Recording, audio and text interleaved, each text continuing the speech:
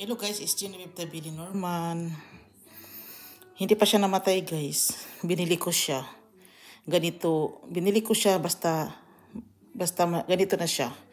Para naman siyang may bagong leaves. Mahilig talaga kasi ako sa bulaklak guys eh. Baka kasi yung ibang babae hindi.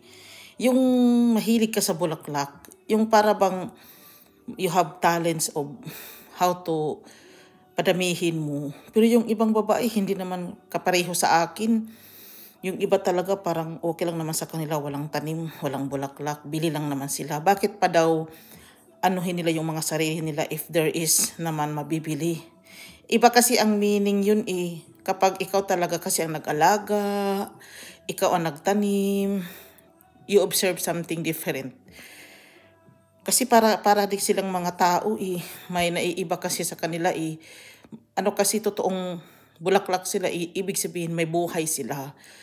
Mapansin mo yun kung namatay sila. Ilit ko muna. Pero ganito siya oh. Meron namang bago, tingnan nyo oh. Di ko naman napansin na may bago na palang siya, leaves. Parang ganyan guys. Napapansin ko talaga kasi mahilig talaga ako sa bulaklak.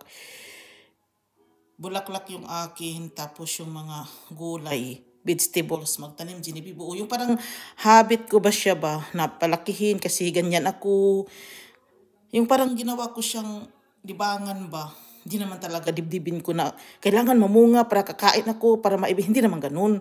Para bang ginawa ko lang siyang libangan kasi wala naman kasi akong wala ako kausap, I focus to them, na naman din ako. Parang stress reliever guys. Stress reliever ko yung mga ginagawa ko, especially flowers.